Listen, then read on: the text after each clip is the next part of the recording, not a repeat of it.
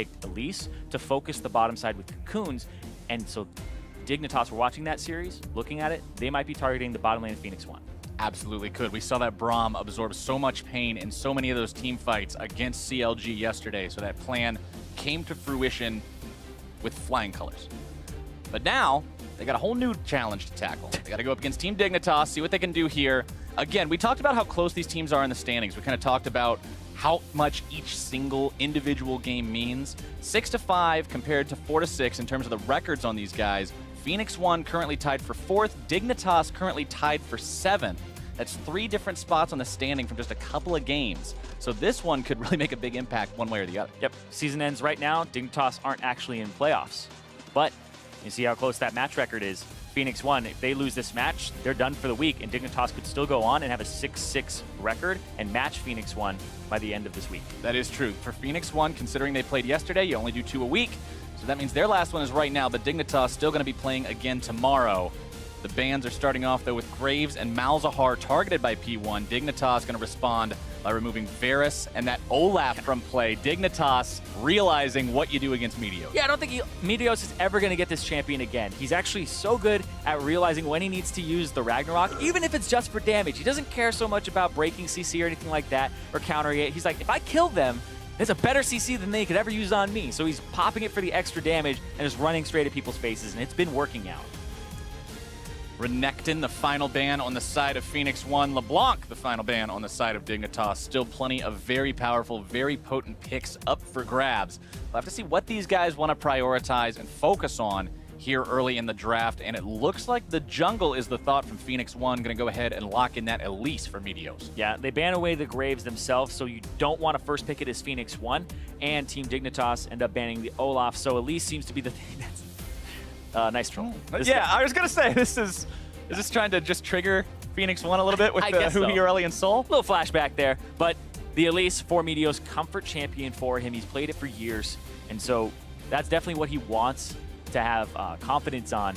It's just something that he's very comfortable with. And we kind of talked about Meteos yesterday, saying, look, he might not be super up-to-date on the high-end mechanics, on those high skill level, micro level champions that we're talking about these days, like the Graves and things like that. But the man still has a phenomenal understanding of the game. He still knows League of Legends. He knows how to be in certain places. He knows certain cues to take to say, look, this is going to be a good opportunity. This one is going to be bad. The game sense is still all there. So as long as you've got him in a comfortable micro position, the macro can start to shine. They're going to be picking up Jhin and Lee Sin on the side of Dignitas first rotation through. Yep. Lee Sin into Elise, a classic, a throwback there. 2 junglers that never seem to actually get pushed completely out of the meta, and if they do, it's for like a few weeks and then they come back. It's comfort though for Chaser. Korean jungler coming over here, definitely very adept at the Lee Sin. We'll see what he's able to do, because I think Chaser had a standout week last week as well as Keen. And they were big in terms of stepping up, because what Chaser did was he actually innovated some jungle pathing that gave him a 2-minute and 31-second gank, level 3 on the top side of the map for Someday, which actually helped them so much to get off the ground and take down FlyQuest. And we know what Someday can do if he's given a lead. We've seen this guy just be the shining star for Dignitas in the past. We've actually criticized the team for saying he's the only shining star on Dignitas, but recently they've shored up some of those weaknesses, got everybody else on the team moving. Phoenix1 going to go ahead and respond to them with Ashe and Jace as their next 2 picks in his first phase. Yeah, Jhin's still on the table, but Phoenix1 have shown that... Oh, sorry, the Jhin got taken away. They ended up not first picking their champion for Arrow, which sometimes they will do with the Ashe being up, but this is what happens is they actually let the Jhin go over. They pick up the Elise first because that's the priority, is comfort for Meteos over everything else, and now he's able to play the other AD carry that's left. Ashe, definitely a solid choice for him, and the response from Dignitas going to be grabbing Ryze, making sure that that doesn't get banned away here in Phase 2. As we enter into the second phase, Orianna will be the first ban away from Dignitas. They don't want Keen to have to go up against that. I wonder if they ban the Cassiopeia as well, and it seems like they're saying Zig is playing Jace in the top lane. Zig actually a legacy Jace player. He was playing it even before it was meta. Back before it was cool, man. Yeah, way before it was cool. It was kind of, every time I would talk to David Lim, who's the coach of TL, used to be the coach of Team Liquid Academy, he would say, yo, the pocket pick for Zig is Jace, and sometimes they'll whip it out. And now it looks like it might be that top lane, but it is flexible, and I know Ryu does play it in the mid. Phoenix1 going to ban away Camille, not wanting the Jace to have to go up against that if they are going to be playing Jace top. Camille, a very beyond deadly 1v1 carry style top laner. Yeah, and Someday ended up playing that as well in his series last week, or 2 weeks ago. And had actually great success on it too. I like what he did where he put 3 points into W, sometimes 4, and then maxed the other abilities, the Q and the E. It gave him the sustain. It actually gave him a little bit of wave clear before he got the Tiamat. So it was a really good build from him. And I tried it out afterwards because I'm kind of a Camille one trick, and it was actually You're a Camille one trick. It was much now. better than I don't even know if I can be on the casting desk with you anymore. That's disturbing information. But Rumble and Thresh are going to be the final 2 bans. What are you talking about? You're a Skarner one trick. It doesn't matter, man. Skarner's not a permaban champion. Either way, we got Rumble and Thresh banned away in this last part of the banning phase. They're going to deny the support pick from Xpecial. The top lane pick going to be taken off the table by Dignitas, just in case the Jace is mid, since, like you said, we're seeing it mid a lot these days. They don't want Zig being on the Rumble too. Exactly. And Zyra being picked up here, going down to Xpecial. This was a champion that he was really, really good at in the last 2 weeks. Made a lot of picks, dominated the bottom lane, gave them the pressure they need, and I think this is a great strategy up against Phoenix1 because Adrian's going to play something like the Nami to try and actually just defend Arrow and make it to the mid game, whereas Zyra can flat out kill this lane if she lands a root, if Jhin has the follow-up, and it's quite easy to do. Yeah, Jhin Zyra, we've seen it in the past multiple times, a very potent lane. As soon as those grasping roots find you, you can bet the Deadly Flourish is going to be following it up, and with the plants there spitting that fire at you, I feel like we see the Zyra fire skin a lot, so I just expect the plants to spit hot fire the entire time. But with those there, you take so much damage. It's really hard to deal with unless you're constantly ducking and dipping and diving away. As Kled gets locked in for Phoenix1, it's not going to be Rumble, but it is still going to be one crazy Yordle, the lizard instead of the robot. This is crazy, though, because it's blind. He doesn't know what Someday's bringing to the top lane. If Someday has something prepared for this, then that could be a big issue. But I don't know how much people have stuff prepared for Kled. Well, as we saw in FlyQuest's game just moments ago, sometimes the things that you aren't prepared for are the ones that can get you. Now, Kled might not be Mordekaiser Blitzcrank, but he's still unorthodox, and Poppy is going to be the answer to him from Dignitas. Yeah. And Zig, I've talked to him a few times about Kled. Loves this champion. Actually, when he was in Korea for boot camp a long time ago, he was actually playing Kled in solo queue around the time that Kled was released around Worlds, and Smeb ran into him and got dominated. And Smeb actually started asking him about Kled and picked up Kled and almost played it at Worlds because of Zig. Kled, he's very powerful if done correctly. I mean, everybody's ran into a Kled at some point or another in solo queue that just takes over the game. He's such a capable fighter. Yeah, and the Black Cleaver change that you have to keep in mind, it lost 10 AD, gained 100 health, and the cost went down by 100. So it's actually about 16 gold more efficient than it was before. You can buy it earlier, you buy it faster, and it gives HP, which keeps him mounted on Skarl longer. Because all the bonus HP goes over to Skarl, it becomes that much harder to kick him off that lizard, and then once he remounts with that much more health. Exactly. Too. It was a buff for Renekton and a buff for Kled. And those are the 2 champions that we're seeing a little bit more of here. But it is Zig on a carry top laner again. He played a few tanks yesterday, and they weren't the best performances when he was on the Rumble. It was pretty good as well. But when he's on this Kled, this is what I like to look for, how the team engages with the ultimate. And what I'm especially going to be looking for at Phoenix1, you and I were the ones who casted the Phoenix1 game yesterday. And in that game, we were talking about how at the end of the day, from that Phoenix1 and CLG series, one of those teams was kind of going to have the wind taken out of their sails a little bit. They were on a 2-0 week in week number 5. Somebody had to lose, and it was Phoenix1. So now, are they going to be able to recover from that? Is this going to be their rebound, their recovery, or is this going to be a downward spiral from a 2-0 into a 0-2? Yeah, and that's the question. Is it going to be them going down, or is it then going to be recovering from it? Because it was a 3-game series yesterday, but I think that's one of the hardest series to actually take away and look at from a coach perspective, because Meteos wins the first game for them in about 24 minutes. They smash them. Game 2, they lose because of Meteos in about 26 minutes, and they get smashed. And then the last game, it was macro shot calling in the late game. So you had one example where your early game was really good and you snowballed. One example where your early game was bad and you got snowballed on and couldn't stop and couldn't play defense. Then you have an example where you got to that point where people were even, and then your macro game sucked and you ended up losing off of 2 really bad calls. So what do you practice? What do you actually focus on? Because it's kind of like everything went wrong and right at the same time in a series. A lot of different feedback kind of coming in there because you're looking at the successes compared to the failures, and they're both so far at opposite ends of the spectrum. You don't really know exactly what to do with that at some times. But one thing I was actually very thankful for with that series, and I talked about it to people yesterday who asked about it, like, oh, what'd you think of the cast? How do you think it all went? And I just said I was so glad that game number 3 was the close game, because it's always fun to have a series that goes like that, where the third game, the decider, really is the decider. It's not just the one-sided match. Yeah, it's so strange as well, because I feel like we see a lot of game 3s that are similar to that, because people are playing on the defensive. They had a game where Meteos invaded, died. They had a game where Xmithie invaded, died. So both junglers were kind of like, okay, no more invading. None of this crap. Let's wait until we get a little bit scaled up. Let's play to our win condition for the early parts, play to the right lanes. Don't take anything risky, right? And I think that really affects you in a series where it goes 3 and people have made mistakes on both sides. Because then they're like, I don't want to be the dude who makes the same mistake again and then gets completely just destroyed for it. Yeah, nobody wants to be that guy. One thing that I'm going to go ahead and update you guys on right now, the little bit of a delay is being caused by some mouse settings for Zig. That should be taken care of in just a couple of minutes. So we'll be jumping into Summoner's Rift as soon as we possibly can. But going into this game, we're talking about what's on the line. We're talking about where these teams are going to be going. Week 6 of the LCS Spring Split means after this, we're over halfway done. We're 2/3 of the way. Whoa, we're halfway there. And these guys got to be concerned about where they're at. 4th place compared to 7th place. One's comfortably going to playoffs. The other one is barely not, based on current standings.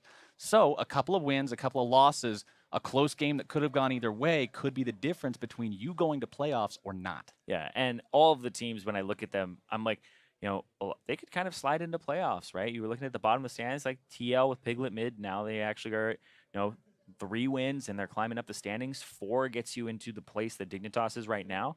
And then Envy, they actually looked pretty good against FlyQuest at the start of that series. So you can't take any of these wins for granted. There's no free team right now in the NALCS that you can just push over and bully. And that's why the standings, there's about 5 to 6 teams in the center that seem to be anybody could be anybody on any given Sunday. And that's a really fun prospect for us as viewers and casters and people just watching the whole thing from afar. But if you're one of the teams kind of in that melee, if you're one of the people in the mix there, that means you've got to bring your A game every single time. You can't sleep on anybody. You can't be like, oh, this is going to be a free one. We'll just take this as kind of a practice week, maybe play something really unorthodox and strange and hope that it works. You at least got to have a plan behind it. Like the Mordekaiser and the Blitzcrank plan, they were talking about it for FlyQuest. They were saying, look, we knew we wanted to do that. We knew that they probably wouldn't be people probably wouldn't be experienced at it. We're innovators. We're comfortable with this. So I'm looking to see what kind of plans, what kind of strategies everybody ends up breaking out for this. Do you go for something risky? Do you try something new to get that extra win for yourself and pull away from the pack a little bit? Well, I mean, we're seeing a lot of comfort here for P1. Adrian is playing once again a sustained support. Xpecial is playing a support that's going to be aggressive and actually played to his style. Laud is once again on the Jhin, which seems to be one of his best champions currently.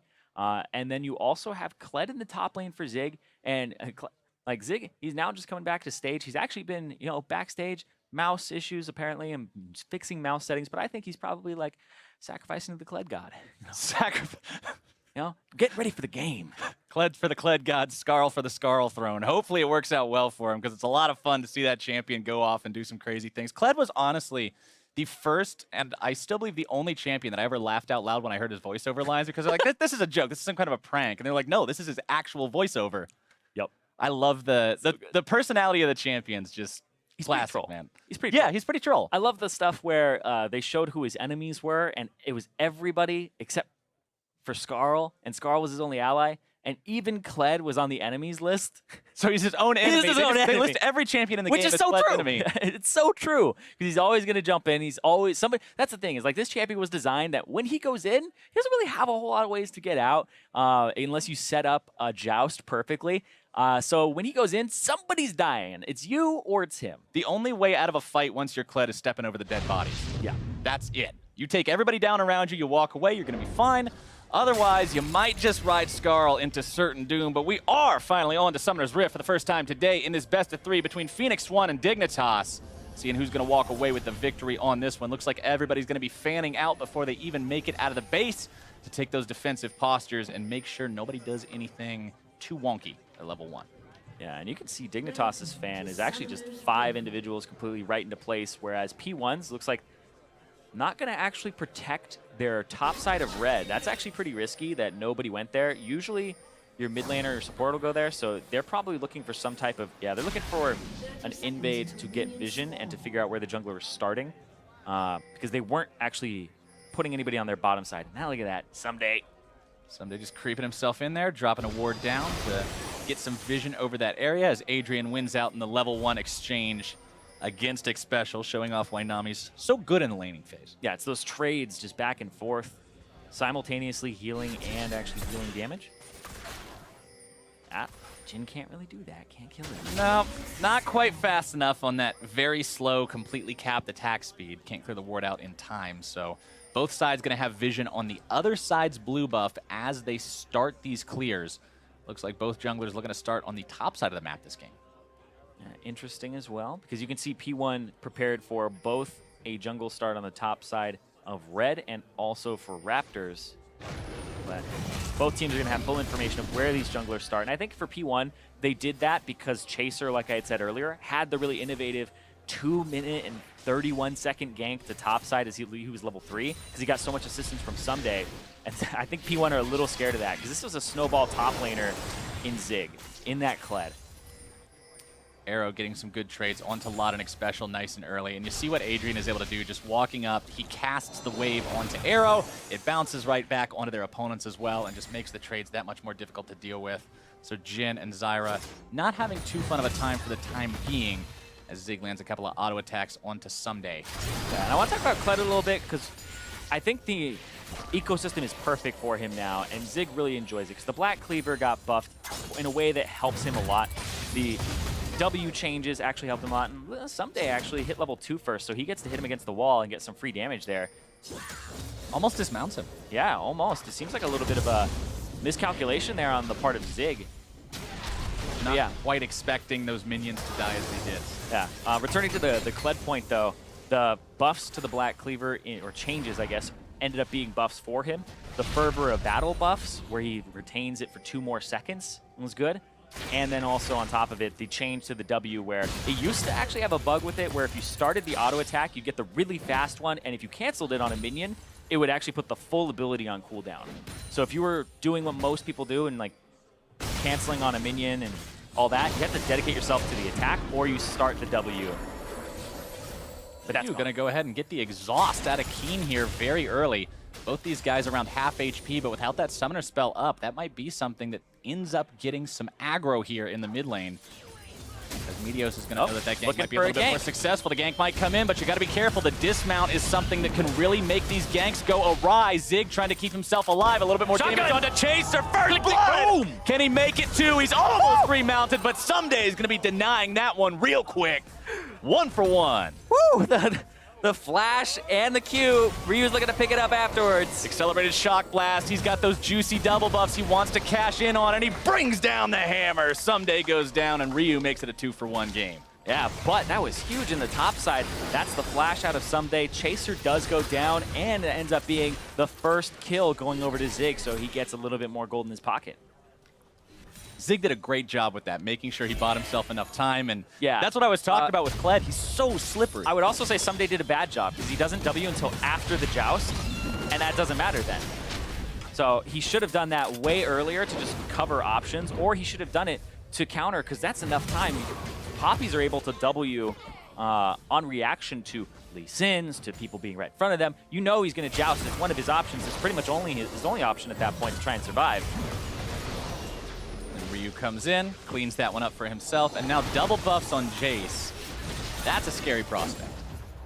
Oh yeah, and the fact that he had already gotten the exhaust out of Keen and has his own still, has his summoners, could be bad. That was interesting. They actually put Zig mid to cover and shove the wave out in the time that he was waiting for Ryu to back and then get to mid. Just walking himself back up top now, going to go ahead and pick up an extra Doran's Blade, so some more laning strength for him, but it's also going to be denying real items a little bit longer. Yeah, but you need that strength just to propel yourself into that mid game. It is going to be shoved in on him. He's actually behind Someday right now in CS, behind in experience. So he has to play a little bit more defensive for a bit here as the wave gets pushed in on him. Totally understandable. Some games you just aren't allowed to live that dream of rushing straight for the first big item. The baby steps are how you get there. As Meteos going to be skrittering around here in the river, seeing if there's any opportunity to find anything as he heads into enemy territory. Chaser a level down. The Meteos Classic here, looking in, and you can see he has an idea. Oh, Blast Cone! Taking the Blast Cone, looking to find an opportunity to land that Cocoon. Bottom half, Chaser having to jump over the wall to get himself away from this one. Meteos has completely removed the enemy jungler from the equation, so now Arrow and Adrian can feel very comfortable pushing up. And you can see that everybody was ready for that on P1 side, and so the communication for Phoenix1 around Meteos' invade seemed to be quite good. It's how they got a lead against CLG in their first game, is they just kept constantly invading with Meteos. They had mid-pressure right against the turret, and there you go, on react. There's the block. Oh, the second part of the bear trap on a rope doesn't actually connect. It's so hard to actually connect it because the tether range gets shorter the longer it's on him. So right before it goes off, you have to be like pretty close. You want to keep him close, right? That's the whole point of the bear trap on a rope. Yeah. Oh, Arrow's gonna take a big chunk. Arrow eating a lot of damage, but Lod gonna be taking quite a lot in return as well. Both those AD carries gonna be feeling the pain, but the difference is one can be healed up by his support, the other cannot. Ryu trying to put some damage onto Keen here in the mid lane yet again. Yeah, Arrow also purchased Boots for potions, so he has a lot of sustain. Now there's a TP all the way in the back. They're trying to kill Lod. They're looking for the bottom lane domination. Here comes Kled. Coming in from Phoenix1. Kled's already worked his way into the fight. Xpecial going to be the target here at the start. Bear trap on a rope, pulling him right back into the fight. Flash away. Xpecial still barely alive. Meteos looking to make it happen. Rappel up into the air. Comes down with the spider bite. Phoenix1 have found themselves one, but can they get Meteos out? I think they can do it. Law does not have curtain call available to try to make some kind of a snipe here. And Meteos will live another day. Yep, Meteos gets out afterwards, and that's the bottom lane being focused by Phoenix1. Zig comes down. He actually tanks the turret until he dismounts, which is the right thing to do. Take as many shots as you can, and then you'll drop aggro when you drop Scarl, and they'll get first turret here. They just have more people on it on Phoenix1's side. There you go, Phoenix1. They make the trade. It works out in their favor. They've got a 3-1 advantage. And once that top lane turret goes down, Dignitas takes that to equalize the objective count. They're still going to be up about 1,000 gold. Yeah, but where is that gold? Sumday's going to get a little bit more here for himself because he's got solo turret gold, whereas the bottom is split. And if you remember, the turret gold was actually reduced for global gold globally on the first turret, but the local went and stayed about the same. Ryu was going up there thinking about maybe stopping those guys, seeing if they were still hanging around, but then decides to double back, gets himself away from that. Sometimes walking into a Lee Sin and a Poppy can be a bad decision, and he didn't want to be walking down that line. Yep. And it's interesting as well, because now these back timers are staggered. Ryu's now going to take a back, but they weren't able to secure a blue buff for themselves on Phoenix1 side. Dignitas took the Phoenix1 blue buff on the top side of the map, and they'll be able to secure theirs on the bottom, because Phoenix1 took the bottom turret, and then they ended up having to back. They couldn't take control of that eastern jungle, take the blue buff, or even get the Infernal Drake, which would have been the ideal scenario there, but they decide not to. I'm really happy to see this Infernal Drake being Drake #1 again, because that means teams are going to be motivated to fight over him. Yeah. You get the Cloud Drake. We talked about it yesterday. It's not nearly as fun. People won't kill each other over it. They won't end up accidentally killing themselves over it, but Infernal, you just throw yourselves into the meat grinder to get that thing.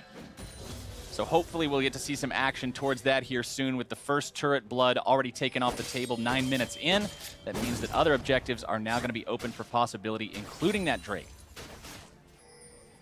Keen with his blue buff, going to be a bit more difficult to deal with than Arise without one. Makes a lot of use out of that. Yeah, right now, though, is the time for Dignitas to look for a play with the TP that Someday has. He's actually up in the top lane, 10 CS. He has a level advantage slightly, and he has the teleport, so he has the summoner advantage. If Dignitas wants to take control of the bottom side of the map, now's the time to do it, because Arrow's going to keep looking for picks. He's going to do what he does all the time. Phoenix1 will put wards down in the bottom right side of mid in this area, and then they'll keep looking for arrows down the mid lane to try and get control of it. Kled has ulti. All right, the arrow's not going to find its mark, but Zig's still looking to make the moves. There comes your tidal wave. Keen's going to be the target. Exhaust goes down, and Keen is done. Curtain call opens up, but P1's already been able to find themselves one. Can they make it two? Bullets are going to be sidestepped all over the place. The last one goes real wide left. Zig's going to be the counter kill as Adrian finds himself behind enemy lines. Fish out of water. Slammed up into the wall. Brought down, but Chaser goes with him. A nice shot by Ryu. Yep, 2 for 2 overall. They did get the teleport out of Someday too. So honestly, P1, I think they come out a little bit on top in terms of summoner trades and how they actually played the fight. But this does give Dignitas advantage to get this side of mid to take out these control wards and reestablish a little bit of that control around the Infernal Drake. P1 just shows no fear right now. That fight went down in between 2 enemy turrets, and they still came out on top. And that's the beauty of what he does on, or what Zig does on Kled, is he will ulti just to start the fight, to go in, even if it's under a turret, because he knows he will drop aggro when he drops Skarl.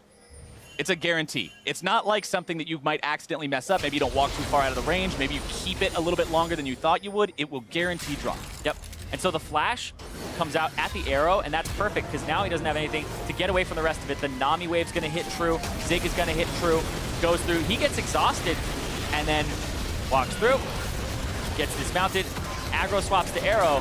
And then right here, Meteos almost gets killed there. That last shot from Vlad maybe could have picked up somebody else ahead of time. But then they're just completely sectioned off. Dignitas had an opportunity to get a little bit more there and not lose as much too. Chaser didn't have to stay around. Yeah, Ryu did a really good job of making sure that that went even at the end because they knew Adrian was going down. He was just stuck. There was no way to get him out. So the last possible option is to make that a 1-for-1 on the back end of the fight as the Drake goes down to Dignitas. And that first Infernal in their pocket, going to be a nice damage bonus. Yeah, Dig ended up doing a really good job there of taking control of that area. Like I was saying, they got the mid priority, they got the right-hand side, they were able to take out all of those control wards from Phoenix1 and replace them with their own, and it seems like Phoenix1 didn't contest at all, let it go, even though it's kind of strange because Someday doesn't have teleport, so Someday had to show up, and Zig, what I saw was he was back when that Infernal Drake was taken, so it doesn't look like they were even thinking of contesting it. One thing I want to go ahead and comment on that you're noticing here with the items right now, a very similar difference to what we saw yesterday between Meteos and Xmithie is the fact that this game is challenging Smite versus Tracker's Knife again. So extra combat potential for Meteos versus extra ward potential for his opponent as Someday going to be jumped on, repels that spider bite, gets himself out.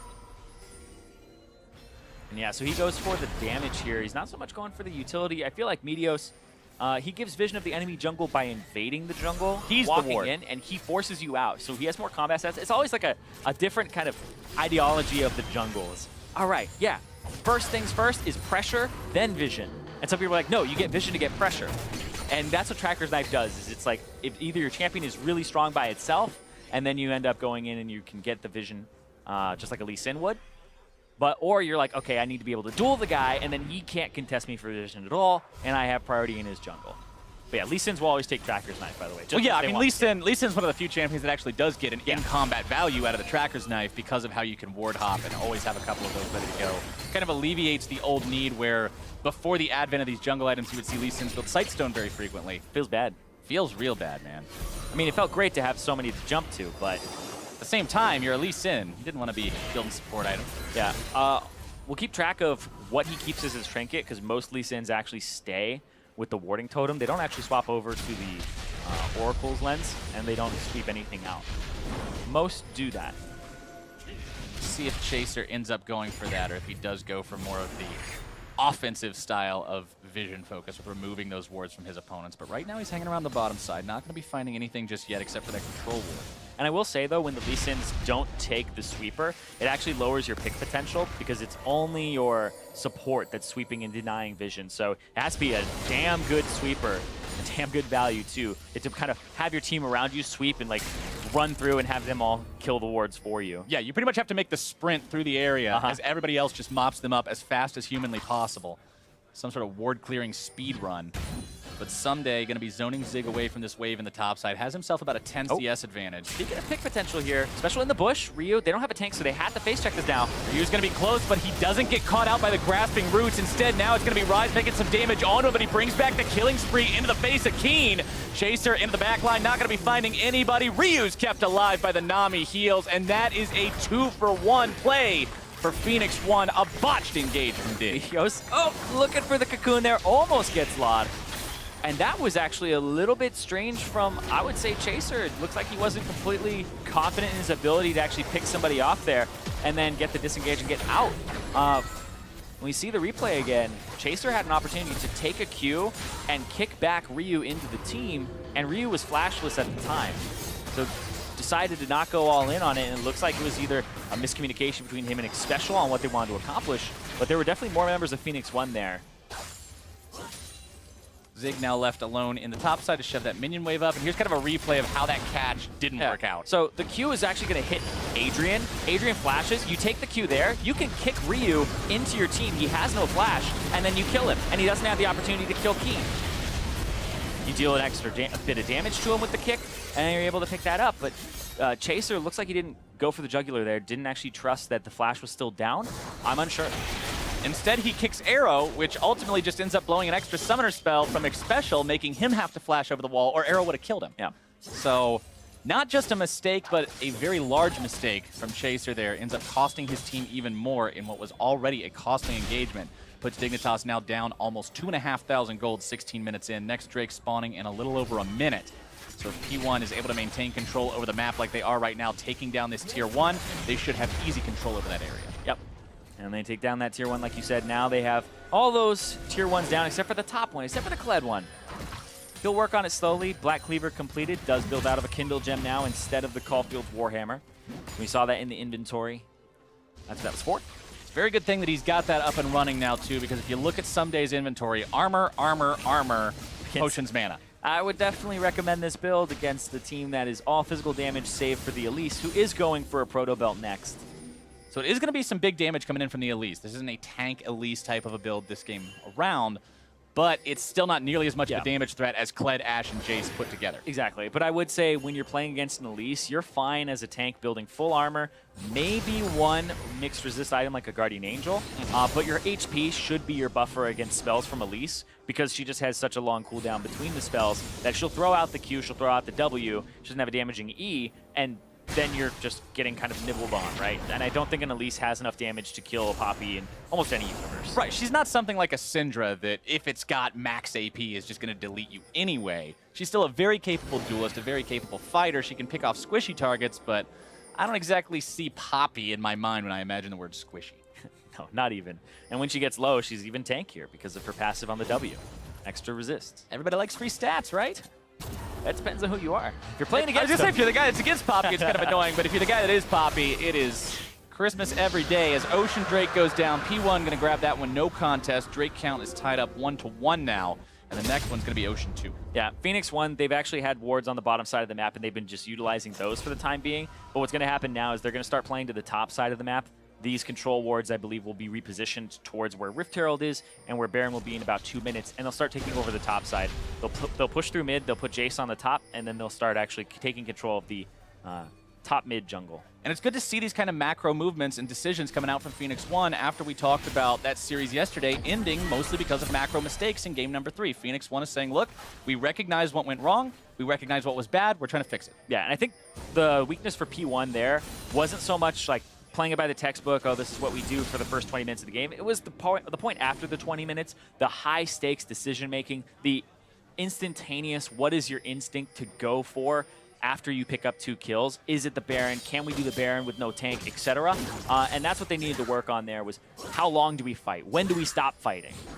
Very true. We'll have to see if they can work on that as well as the time approaches closer and closer towards that mid-game point. 19 minutes in now. This is actually really good from Zig. Zig, actually, when I watch Zig on a mini-map for like an entire game, he plays so well around what his team is doing on the other side of the map. At least his top side, you're always at a numbers disadvantage. Pretend the jungler is there, even if you don't have vision of that area, and then you play out until, or you play back until you see the jungler. And so right now, he's actually playing up because they're just trying to force this for pressure. Chaser's actually inside the jungle, getting this red buff and taking it away. So he's maximizing his time and doing what he can. But this is really risky from Zig. He's going into the jungle, trying to scout here, kind of using his body as just a ward. This is super risky, though. Not going to be running into anyone just yet, but him staying down here and the opponent not responding topside means P1 got the final outer turret. Oh, he's looking for an ulti towards mid to go for this turret. Might be able to zone them away. Xpecial going to be eating the cocoon. Empowered Shock Blast comes in, but it's not going to be finding enough damage to kill him or anything. Just does hurt him significantly. Yeah, it pushes everybody off of that mid lane turret, and I like this combination because they're using the Jace, and for poke, they're using the Ashe Arrow for engage, and then they're also using Zig's ultimate for engage when somebody is squished down. I was going to say squishy started, it didn't quite work out, but yes. Now I'm casting my own casting. That Started that sentence, meta. didn't quite work out. That is We'll see meta. next time. All right, we'll have to see if we can manage to come up with some better words next time around. Maybe construct an entire paragraph. Talk to my coach. For the time being, it's going to be a blue buff stolen away by Phoenix1. Putting that extra regeneration and cooldown onto Jace and depriving Rise of it is going to be a nice difference between the two. Yep. Being able to secure those blue buffs against the Jace, who both of them are actually, or with the Jace, crucial because they're both trying to stack up tiers. They're both trying to hit those mid-game power spikes and turn them online. Let's see. Rise at 470 and Ryu's at about 380 on his tier. So Ryu about 100 behind, but that's to be expected with the infrequency of his cooldowns. You can't actually just swap between forms and kind of just keep hitting the W for free stats. Yeah, you can't just spam as much anymore. So it makes things a little bit trickier. Either way, 3-0 and 2 compared to 0-2 and 1. I think he's going to be okay being a few tier stacks down when he's feeding off of the tiers of Keen's KDA. The tiers, all the tiers. Well, it'll get to that point eventually. We'll see, though, because Dignitas, they're not out of this game by any means. No. 3,500 gold, 21 minutes in. Yeah, it's something you got to work against. It's kind of a wall that you're pushing against, but it's not something that's just going to be an avalanche and bear down on you. Yeah, but Someday is ahead in CS, in experience. He's going for an Iceborne Gauntlet next, so he's going to actually do a lot of damage to a full squishy team that has no tank. Kled is a bruiser. And we'll see here, looking for a pick on Meteos. They're able to find him. The kick comes through. Repel comes up, lands on the other side of Keen. It's not going to be enough. They squish the spider. Shutdown credit goes over to Chaser. Ryu topside though, immediately going to try to get something back. You're going to try to use the Jace with the auto attack reset on the W to try and get that turret ASAP. And then it becomes a worth trade, but you can't lose anything else there. And Somebody's going to look at that bottom side as the rest of Dignitas will look mid. Jace is a very effective champion at taking those turrets down rapidly. There you see him able to do it as Zig, Arrow, and Adrian hold on to this mid lane tier 1. Now they've got a 4-to-1 turret advantage, doing a great job in the objective game. Yep. Ryu from behind, throwing some poke down. Just a couple little cheeky ones, not really able to do a whole lot of anything else considering Kled is going bot lane. Meteos just now back alive, coming out of the base to rejoin the team. But a good pick came out there from Dignitas, recognizing the opportunity to go with that. The flash kick from Chaser finds the mark. Yep. And on the bottom side of the map, Someday, he will get this turret, I believe. There's just too many minions, and he does a lot of damage. We'll see. Zig's gonna bring him back, looking to force the fight. He's got the cleaver, he's got the pieces of the Titanic Hydra, and he keeps the turret alive. Yeah, even with the Sheen, not able to get it there for Someday. And Zig pushes him out, forces him out. That's actually a big win. That's, oh, sure, it's 99 health, but that's still not that gold going over. Yeah, that's the gold not in enemy pockets. Whether it's standing with 1 or 1,000 HP, Yep. the turret still stands. Oh. Arrow fired off. Lod going to be sidestepping that one. Not too difficult to do so, but the mid lane tier 2 falls. The P1 turret count goes up to 5, and the gold leads at about 4.5K. Yeah, P1 are actually pressuring off of back timers on top side of the map. They were able to actually see Xpecial and Chaser both go top on that control ward that's in that top brush near the Baron. And then they just all pushed mid, and they were able to pick up that turret because they just take it so quickly. Speaking of Baron, remember 24 minutes into the game, we're getting into that point where if a big fight should happen and you're close enough towards him, he could be the prize. Both teams need to keep that in mind, as now Phoenix1 going to be looking for Drake number 3 overall this game, the second one that their team will be claiming. It'll be the second Ocean, so plenty of extra regeneration for these guys should they. Yeah, Someday's not there. They might go. There they go.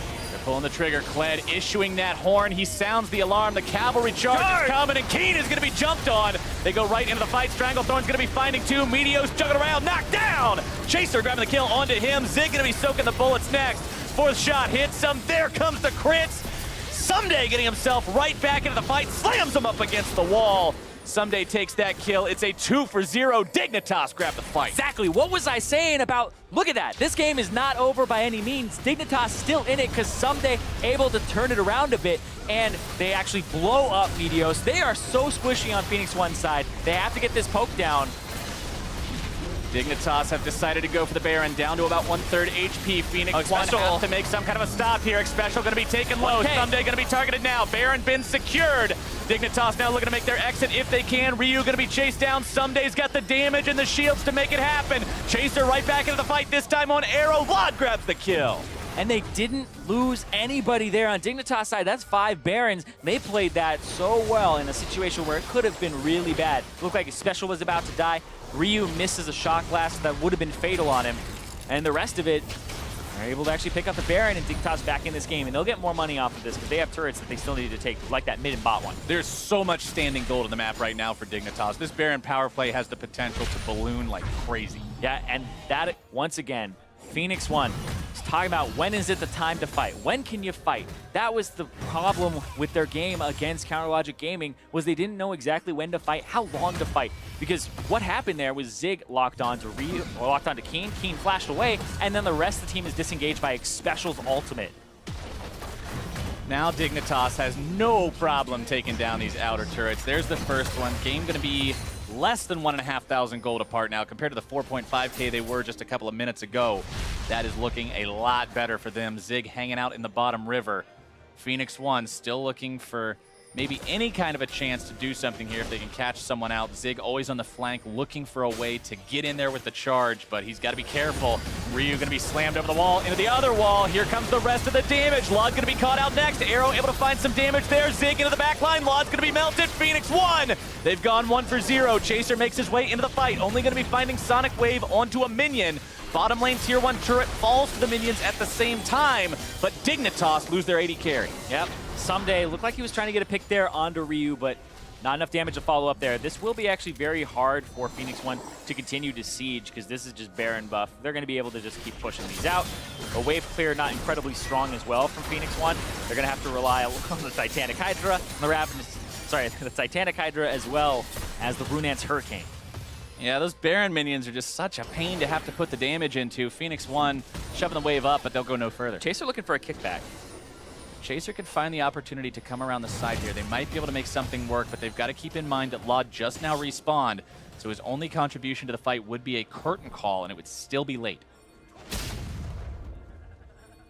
Dignitas just decide that they don't want anything else to do with this. They're going to go back to pushing now that they've got all 5 members up again. They've still got about 1/4 of the Baron buff, 1 minute overall left to spend with this, and they'd like to grab another turret or at least set themselves up in a decent spot by the end of that. Yeah, but they got all of those outer turrets. They got the easy money. They had to dig deep for the rest of these. And that's going to come off of side wave manipulation because Jace is on the bottom side. The rest of Dignitas go top mid. One interesting thing that I'm noticing here too, Meteos' next item completed, Zhonya's Hourglass on the Elise, so now he has 2 aggro drops. Yeah, he wants to be less squishy because what happened was Someday blew up pretty much the whole team as a Poppy. Yeah, it's kind of a problem when the enemy full tank is also just destroying people with damage. Makes things a little bit hard to process. Kind of have to itemize against that somewhat, even if you don't want to. And what I love is the itemization of Dignitas. Sure, you may not want to have to buy certain items, but they're up against an all-AD team, save for Meteos. Ninja Tabi across the board. 4 of their members. AD Carry has it. Ryze has it. Lee Sin. Poppy. The only person without it is Zyra. Exactly. The AD Carry has it as well, and there's an early item for him too. And I think that Jhin can do this pretty much no problem. Jhin and Ezreal, because their boots really don't make too much of a difference in terms of their combat ability. But survivability, it definitely goes up. And we've been seeing in the LCK that this is the boot of choice right now for AD carries, because how are you going to die in an all-AD comp? You're probably going to die to physical damage. Yep. That's all that's going to be happening, so you might as well stop it however you can. When you don't need the attack speed anyway, like you said. Who cares? Just grab the Ninja Tabi, negate some of that damage, negate some of that burst, keep yourself alive, prevent the one-shot, and hope that you can keep things going. Hope that Kled makes another charge into the back lines and the team can't close the distance behind him. As P1, with the Baron buff gone from their opponents, have now again sort of taken control of the tempo here, pushing up into enemy territory. Pings coming out where they want to ward as they move towards the Drake that's going to be spawning here in 30 seconds. It will be the last Elemental Drake. Yeah, but it will be a Mountain Drake that'll increase the time, or decrease the time that it takes to actually do the Baron. 4 turrets, and look at that, Dignitas not interested. They're like, yeah, there's like 30 seconds until that Mountain Drake's up. Phoenix1 seeing if they can maybe find something here. They don't want to just charge in. Yeah, well, Phoenix1 have to take care of their mid wave or let it die to the turret, and that's just lost gold because they don't want to give up this position. And Dignitas was saying, you either lose this minion wave or you come and fight us because, or sacrifice the position they had on Drake, because that's what they really want is that position. They're going to be taking so much CC, just locked down for an eternity here, immediately dismounted. He loses a lot of his capabilities here, but Kane's going to be chained CC too. He is done. Chaser goes next. Ryu running away off to the side. Surely going to be brought down. Zig has remounted a big Stranglethorn, but not big enough. Lod falls. 4 for 3 so far. Still looking to make it the ace. Zig's got the bear trap and the rope and the ace. A double kill as Lod falls and the ace comes through for Phoenix1. That Lod message was late, but it doesn't matter. Dignitas lose all 5 members. Phoenix1, they have still got a very strong Kled pushing up the mid lane, looking for that in-hit turret. Yeah, there's about 15 seconds on Chaser, so Zig will deal with the mid lane, use the Titanic Hydra as well when he can, and the bear trap on the rope to help clear out that wave, whereas Meteos will be doing the Drake, using the Spider Link to tank a bit. Well, not tank, actually, because it kills them all. Ew. Oh, poor little baby Spiderling. Unlucky. Mama Meteos is going to be missing those, but not for too long because he's just going to be grabbing the Drake instead. He'll feel plenty happy about that. But the enemy inhibitor line has been broken. You no longer have to have that difficulty of saying, look, we can't get through these. If nothing else, Phoenix1 knows they can try to force a fight on that. Yeah, when you break the inhibitor turret, especially the mid one, it becomes so easy to just push mid and go for the Baron simultaneously and force the enemy to really think about it. Zig here plays this really well, but the keen lockdown Cocoon into the ultimate from Ashe. Zig gets his W on and just destroys, then uses the ultimate. Someday jumps back in, Someday actually gets hit right there by Zig's ultimate after he flashes, unable to actually finish off the people that are inside of the Stranglethorn before, and right there, that was beautiful. Good stuff coming out from this team. They're able to find some success. Zig cutting him down. He gets so much health back when he remounts, too. That's the thing. The Titanic Hydra plus the Black Cleaver and the buffs of the Black Cleaver for Kled in particular ended up being really, really good. But the way that he actually remounted is when you remount, you want to have your W. You think when Zig was rooted, he actually would have just started auto-attacking? Well, that's going to put his W on cooldown. You want the W for when you're dismounted, because it's 4 attacks that gives you 80 rage right there, and then you just remount after another auto. Phoenix1 now going for the Baron, going to be grabbing that one, no problem whatsoever. The 4th Jin Bullet barely putting a dent in Zig's health bar. He's now got the Guardian Angel along with the Ninja Tabby, so some armor showing up for him. Means that 3 items of lethality for Jin is going to be severely reduced in effectiveness. Yep. And that's what you need to do is just make sure that you're starting to close the game out if you're Phoenix1. You're starting to put those finishing touches on it, but it's still a little bit too early to actually do that. You can start going for that inhibitor in mid. You can start going for the bottom and start looking at those areas and maybe try to force a fight to end it a little bit sooner than if you had just gone for objectives over and over again. Phoenix1 now with Baron. They want to make sure that they get a lot out of this. They've got an exposed inhibitor they can go for. They've still got a tier 2 turret they can go for. On the bottom side, the world's their oyster. The sky's the limit. They just got to make sure they execute cleanly and correctly here. And that has been an issue for them, though. As you can see, they're actually just brute forcing mid down. They don't have any side waves pushing out just yet. They will push in time. But it's a long time. We're talking minutes until those side waves get there by themselves. Yeah, this is going to be a little bit of a long, hard road for Dignitas trying to weather the storm against this Baroned up Phoenix1 team. They've got a 5,000 gold lead on top of it, feeling pretty comfortable with where they're at. Is they going to be stepping forward as the front line to allow Meteos to find those auto attacks? Somebody's looking for a TP flank. There it is, down the middle of the lane. Someday wants to make the move if he can. It's all 5 members right on top of the Poppy. He's going to be soaking so much damage so very rapidly. GA is available, and Xpecial is instantly killed. Someday's going to be going down next. Bear trap on a rope, takes him right back into the fight. And Phoenix1 are looking to make it a 2 for there comes the CC and the damage. Arrows grabbing the kill. The inhibitor falls, and Phoenix1 have found awesome success. Yeah, and with a composition like this, that if armor gets stacked up to a point where it's just ridiculous, it becomes really hard to deal with it. But Phoenix1, they're playing fast. It's 34 minutes right now. It's still rather early. Elder Drake has not even considered spawning yet. They're going to look for turrets. Right, Poppy's not at that 5-item point, but Keen is going to be absolutely deleted. Adrian is the trade. Chaser trying to get himself away. The damage is going to be coming through. Both Nexus turrets down. Lod has to retreat, but it will not matter. Shot down in his own fountain, and Phoenix1 will take the game. Great engages from Phoenix1 to start closing it out. There's one that they fumbled and almost got Dignitas back into the game. But other than that, Phoenix1 actually played rather controlled, engaged when they needed to. And that's what you like to see from them. They had that one concern, like you said, the fight in the enemy jungle, the one where they bit off a little bit more than they could chew. The good Stranglethorn separated the team, and afterwards their opponents get the Baron. That was a little bit of a rough time. But after that, they were able to steel themselves, make sure that they stayed focused on what they needed to be. they came back and found the win. Yeah, and there were some points where it's like, oh, Meteos is caught out by himself, and everybody's squishy, so it's a hard to execute composition because you just get blown up if they have enough damage. But it never got to that point where Dignitas were looking at a rise with more than 2 items. Actually, the game finishes with Keen only having Rod of Ages, Ninja Tabi, and then he has a Zonia's with a Fiendish Codex. Oh, actually, sorry, I can't see it from here, but it's the Seraph's Embrace. So he has 3.5 items. So he's not hitting those gigantic rise power spikes. He's not actually blowing people up in a combination. Yeah, we never saw people getting tapped by the 900 damage overloads, those crazy rise numbers that you can sometimes see come out and just be that hyper carry. Which would have destroyed that team. Yeah, it would have been a serious problem if they were able to get there. And like you mentioned, because Phoenix1 was able to close out so quickly, because you didn't get to 6-item Poppy, because you were able to take advantage of Kled, everything worked out. Yeah, and they had the momentum to do so. They had the acceleration gates. They had the Ash arrows from Arrow, and they also had the Kled ultimates from Zig, which started closing the game out for them. Those engages were what they needed. We're going to go ahead and throw things over to the analysts now to see what they make of that P1 win. Thank you, Captain Flowers and Zyrene. Starting off this one, P1 coming out quite strong all the way through. It was a bit messy in the middle game. The fights weren't really going anybody's way. Also, turrets weren't being taken after. But looking from picks and bans, we did see some interesting things from P1's side with the first pick Elise and then ending up with Kled.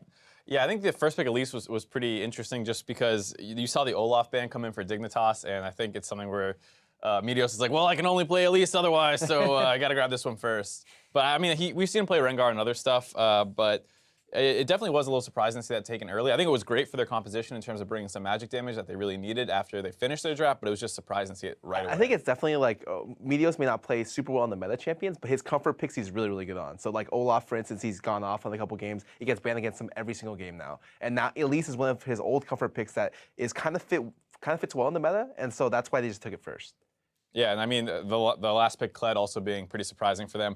This is something that I think you might start seeing a lot more out of Zig because it doesn't lose lane super hard or win lane super hard, but it does give P1 a lot of easy engages, which is something I think that they benefit a lot with because if Meteos isn't going to be on some tanky initiator, which is usually what he wants to be on, you need someone else to pick up that slack. Yeah, and you saw like what he did. He was able to trade 1-for-1 in the 2-man dodge top lane. Of course, they played a little bit bad, but still well played by him to be able to get that trade. On top of that, and the more impressive thing is their entire team coordinated together to make a dive happen bot lane. So Meteos goes in the bottom jungle, wards way behind the bot lane. Kled TP's in, Kled ults in, and it was just perfect. Like it's like the type of play that you're just like, that blows open the early game. That's a great teamwork style play. One of the few things we saw before we actually got up to our first replay here at 20 minutes where Dig was actually able to kind of turn things back around for themselves. 2-0 plus Baron here, and you were kind of thinking Dig always kind of had that chance to get in with Lod firing from behind and making things happen. Right, and this is one of the problems that can come in with the Kled is that when you use that ultimate, that's what you're doing, and once they acquire Keen flashes and pulls Zig in further, and it's really hard for P1 to actually follow up on that engage, and it lets them focus down targets basically one at a time, so they get Zig off his mount, and then it's chased down through the rest of the fight. They get the 2 kills, and then like you said, the Baron. But and part of the reasons why it was so hard for the game to finish is because Xpecial hit some great ultis. Because Kled's initiation is you just run straight at them. Zyra is great at being able to stuff those types of initiations. She gets the linear route on like 2 people into an ulti, 2 or 3 people, and it was able to cause a lot of team fight disruption for P1. And just touch on what you said about like the mid game being a little sloppy. It did seem like P1 started to get like a little gun shy because they weren't using the Kled ultimate too much. They had that one dive mid lane that got turned around, and then that fight as well. And then the fight that they ended up winning was actually one where Zig got caught, and what made Kled great in that fight was the fact that he could remount and then all halfway through the fight as opposed to initiating with it, which is generally how you see it used. Right, as Scar was saying, Xpecial had some great ults, and you mentioned getting caught this time. It was more the flip side of Zig having to go in as opposed to his team already being there. We'll pull up that replay at 30 minutes here where we do see Zig get caught. But like you said, everybody's there. This wasn't a rush in, and they were able to collapse on Dig. Yeah, I mean, you see the Kled get caught out, and this is one of the things that makes him really annoying is that he gets that untarget ability during the dismount, and now his whole focus in this fight is getting his mount back up. He's able to hit the front line to get it, and then once his pass is back up, then he can use his ult to initiate the fight. And a great ult there by Xpecial, but it's not enough. Right, look at that ulti. That's the second team fight where Xpecial hits at least a 2-man route and like a 2-man knockup, but it just wasn't able to close it out for them. Yeah, I mean, you see number 2 on the damage graph there, Zyra. It's a little surprising to see how much her priority dropped just because her laning phase has not been as good with the free enemy champion acquisition of the plants who they're focusing. But despite that, she's still a huge threat in mid-game team fights and late-game team fights. So I'm a little surprised to see the Zyra priority drop, but I mean, I'm more surprised at seeing the Ryze damage in this graph because it's not like Ryze didn't have a good team comp to work around. He had sufficient frontline and a way to like peel, but he still wasn't able to get out a lot of damage in any of these team fights. Would there have been a way to kind of circumvent what Zig was providing for the team and find a way in for Dig? Was there something that they just didn't do, I should say? I mean, I didn't really see them use a good Ryze ultimate for a lot of the game. It's true that they were losing the early game, so it's a little bit harder to find a good Ryze ultimate from behind, but generally you're trying to get people off into the side lanes, and he had enough CC in the side lanes to try and set that up. Obviously, with Lee Sin and Poppy, if you can get your Ryze a little free from the mid lane or whatever, wherever he is, port him around the map and try and make some plays, but didn't see any of that really. It felt like they let P1 make all the plays, and that was it. And the only time they made the like a proactive play, get the pick on the Kled. The Kled is just so tanky that they're not able to do anything to him fast He was enough. basically coming to them. Right. Allowing that initiative. I mean, that's the problem that we always have with Dignitas is that they're this very reactive team and can't seem to win if the enemy team isn't making mistakes. And P1 made a couple mistakes, but not enough to actually completely throw the game. Right. And it feels like if that doesn't happen, Dig struggles a lot. Well, running down the line, following up with Cavalry, they were behind Zig. Player of the game honors going to him on the Kled as he controlled the top lane, like we said, had a few outplays for himself, but overall was just the staple, the base they could get behind and get the win here. And I love, like, the more I see out of Zig, the more I love his champ pool and his play style. He has like these really obvious meta picks that he wants to play, but then he also has the really strong pocket picks in certain situations. So like if you pick Shen, get ready for a GP. If you pick some more traditional champs, you know, he'll play the tank versus tank matchup, or he might just surprise you, with the Kled. So I mean, the best thing is it never seems like he needs help. If he gets help, he can run with it, and he can work really, really well with his team. And that's the most important thing for me is that he just seems like a great team player, and then he works well with any comp that they devise. All right, well, we'll have to see how they adjust coming into the next game. Phoenix1 have taken a lead in this series, but we'll see if Team Dignitas can pull it back after the break. You're watching the NALCS.